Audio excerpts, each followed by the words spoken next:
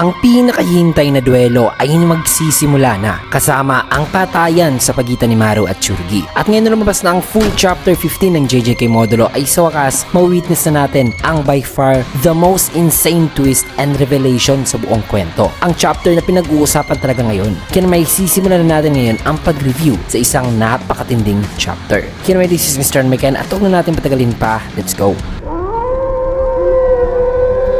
Ang pamagat ng ating chapter ngayon ay Forbidden Technique Revealed. At nagsimula ang chapter dito sa vision ni Yuka na nanlalabo ng mga kaibigan habang papapunta sa isang private plane. Makikita rin natin na namumutla na si Yuka at pinagpapawisan dahil sa sakit ng kanyang ulo. Nilapitan naman siya ni Mino na sabing, "Yuka, gusto mo ba itong gamitin?" Sagot naman ni Yuka na, "Salamat Mr. Mino." Matapos niyan, ay nang umalis na ang plane ay sabi naman ni Yuka na kung mariri-incarnate daw siya muli ay gusto ron niya na maging ate ni Tsurgi kasi noon pa ay alam daw talaga nitong si Yuka ang kinakailangan ng kanyang mga kliyente pagdating sa kanyang mga misyon, mga kaibigan, na itatrato raw niya ng maayos si Tsurgi at igugugol ang kanyang 16 years sa pagtuturo kay Tsurgi kung sakaling siya ang maging ate nito. Na lagi raw siyang magiging easy at hindi i-give ang best, mga kaibigan, kay Tsurgi. Lagi raw niyang uunahin si Tsurgi kahit sa mga simpleng bagay gaya ng pagpipili ng snack. Natuturuan niya si Tsurgi ng mga cheat tricks pati na nga sa mga gawain sa paaralan nito o homeworks. Yan daw ang kanyang gagawin kung siya ang magiging ate ni Tsurgi. Kaya makikita naman si Yuka na ngumiti na lang. Nasabi sa kanyang isipan na di raw talaga gaano kagaling si Tsurgi bilang kuya. Makikita naman si Yuka na hinang-hinana at nakayuko na halos di nga niya maangat ang kanyang ulo ngayon. Kaya kinamusta naman siya ni Mino sapagkat narinig din ni Mino na tila ba'y may sinasabi ngayon itong si Yuka. Nasabi pa nito na kuya. Kaya tanong naman ni Mino na si Tsurgi kung kaya tinignan naman ni Yuka si Mino at makikita ang nalalabo na talaga na vision nito na may nakaka-cover na nga na black spot sa vision ni Yuka na di niya makita ang mukha ni Mino. Kaya ngumiti na lang si Yuka na sabing, "Di ba sinabi ko na huwag kang sumama rito?" Hindi naman daw sa nag-acro siya ngayon na matigas o nagtitigas-tigasan siya. May mga time lang daw kasi na ayaw niya makita ang kanyang mukha na sa ganito pa na sitwasyon. Na itong si Mino raw pala ay ang isa sa mga tipo ng mga lalaki na nagsasabi sa mga babae na mas cute daw ito tignan kung walang makeup. Na wala raw talagang kaalam-alam si Mino sa mga babae o sa sarili nga raw kapatid nito na babae. Na habang sinasabi ni Yuka ang mga salitang yan ay naiyak na lang si Mino. Nasabi sa kanyang isipan na ganito na raw pala kalala ang kalagayan ni Yuka. Sabay hinawakan niya ng mahigpit ang kamay nito na sabing paumanhin. Na habang hawak-hawak ni Mino ang kamay ni Yuka ay naalala naman ni Yuka ang kanyang memory kasama si Tsurgi noon na hinawakan din ang kamay nito at sinabihan na wag itong umiyak kasi di naman daw yun gaanong kabig deal. Nasabi naman ni Yuka dito sa kanyang isipan na gusto lang daw sana niyang i-rescue ang kanyang kaibigan noon sa Curse Spirit na di pa niya alam ang grade dahil sa sobrang weak naman ng Curse Spirit. Nasabi pa sa kanyang isipan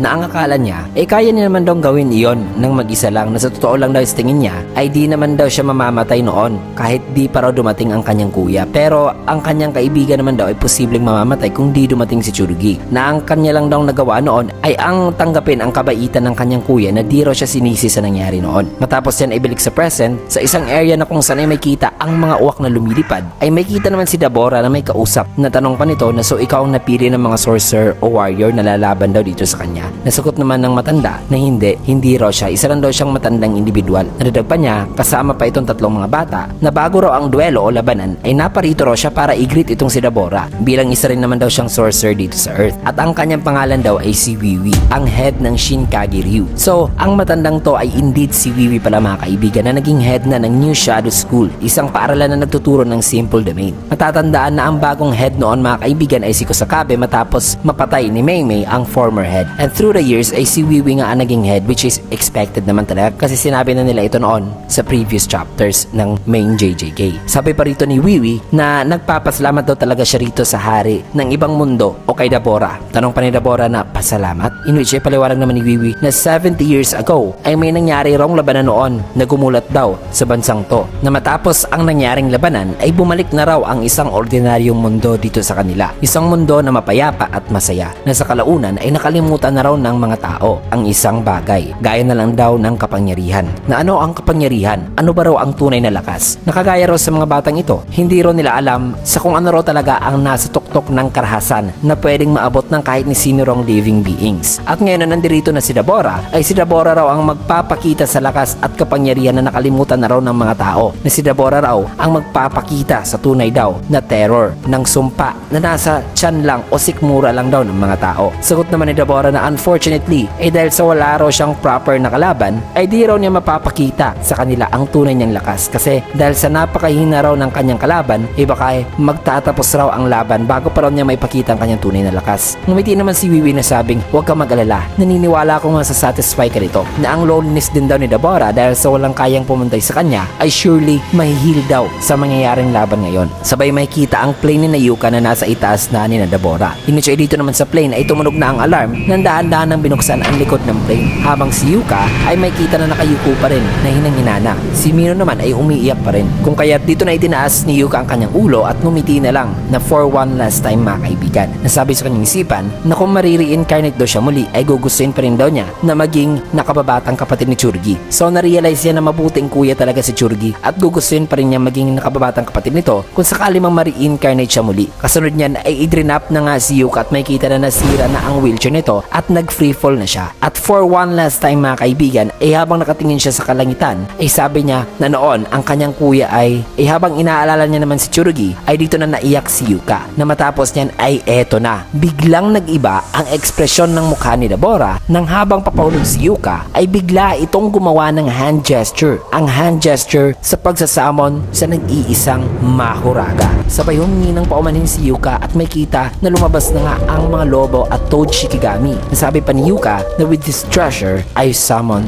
Divergent Sila Divine General Mahuraga. Sabay nagtago na si Yuka sa anino nito at mabilis namang lumabas ang nag-iisang Mahuraga mga kaibigan. Man, grabe. So isang 10 Shadows Technique user pala si Yuka. Ibig sabihin ba nito, patay na si Megumi? Ang sagot ay hindi. Kasi pwede namang mag-exist ang dalawang sorcerer na may curse technique in the same year o generation mga kaibigan. Ang prime example niyan ay si Nobito Zenin at ang anak nito na si Naoya na parehong may projection sorcery. And what's more, kahit parehas sila ng curse technique, ang application nila ay magkaiba due sa different generations mga kaibigan. Kasi si Naoya kaya nang higitan pa ang 24 FPS na normally nagagawa ng projection sorcery. Ang another example naman na may dalawang sorcerer with the same curse technique at the same time ay si Sukuna at Yuji. And again, iba ang application ng shrine ni Yuji mga kaibigan dahil sa era nito na ibang iba sa era na kung saan nabuhay si Sukuna. Kasi ang curse technique ay nagdi-differ mga kaibigan depende sa interpretation ng user. Kagaya na lang ni Yuji. So posible na ang 10 Shadows din ni Yuka ay may ibang application mga kaibigan o unique sa 10 Shadows ni Megumi. After all, sa chapter 1 pa lang ng JJK Modulo ay nagawa ni Yuka ang feat na ito na by using a hand sign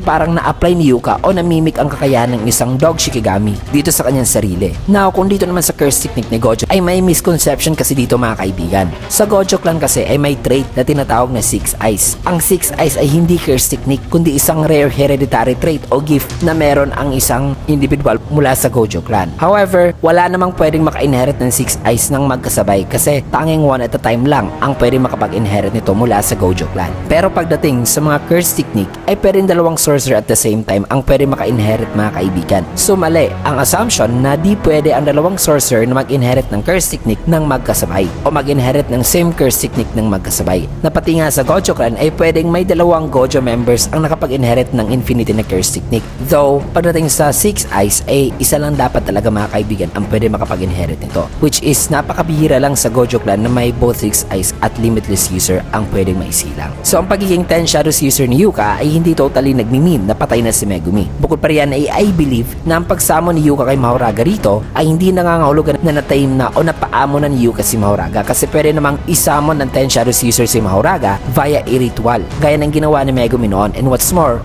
ang posibleng dahilan sa kung bakit nagtago si Yuka sa kanyang anino ay maaaring nagsisignify ito mga kaibigan na kailangan ni Yukang magtago kasi baka atakihin siya ni Mahuraga kasi di pa niya ito napaamo. Also, usually sa pagsasamon kay Mahuraga through a ritual o pagsasamon sa Mahuraga na di pa na-tame ay may kita natin itong mga lobo at Toad Shikigami mga kaibigan. Whereas, ang napaamo na ng Mahuraga kapag ka naisamon ito ay malayo itong napapasamon na walang nakikitang wolf o Toad Shikigami on site. So, posible na sinamon lang ito ni Yuka through a ritual. Anyways, dito na nga makikita si Mahuraga na nakangiti at naghahanda na. Mabilis namang kumilos si Dabora at nagpaulan na ng napakabilis na mga light source na direktang tumama kay Mahuraga. At may kita na tumagos talaga ang mga atake ni ni Dabora, habang si Dabora ay gumawa naman ng malaladder light na sorcery para makatayo mid-air. Na ayon dito, ang curse technique daw ni Dabora Karaba ay isang light sorcery na may censored na words dito mga kaibigan, na parang black box si Sukuna na censored din noon. Isa raw itong curse technique na naipasa raw ng Discante tribe, na ang killing intent ng curse technique ay namamanifest mga kaibigan into a physical mass. Though di pa masyadong clear kung ano talaga ang functions nito mga kaibigan, at malalaman natin yan sa susunod. Bukod pa riyan, ay sabi pa rito na ang curse technique nito ay may salita raw na di raw nabibigkas ng mga tao. Kasunod yan ay may kita naman si Mahoraga na unti-unti nang naghihil, at umikot na rin ang wheel nito, na sabi rito na for the first time in history ay nagsimula na raw ang pag-adapt ni Mahoraga sa isang extraterrestrial na curse technique. Man, what a chapter! Grabe, antindi, napaka-unpredictable mga kaibigan ng scene na ito, o napaka-unexpected talaga, na dito na talaga maipapamala si Dabora ang kanyang tunay na lakas, kasi si Mahoraga na ang kanyang katapat ngayon, na ayon nga kay Wiwi ay masasatisfied daw talaga si Dabora dito. Kaya nakakasabik na talaga ang susunod na mangyayari, lalo na si Tsurugi at Naru ay magpapatayan na rin, knowing na ang singsing ni Yuta ay nandoon naman kay Tsurugi. Kaya grabe, papatindi na ng papatindi ang JJK modulo mga kaibigan. Subalit dito muna natin tatapusin ang chapter sa last panel na ito. Kaya may kung gusto nyo yung video, kinikit a like, comment, follow, subscribe na rin for more videos like this. Maraming salamat, and see you guys again on my next video.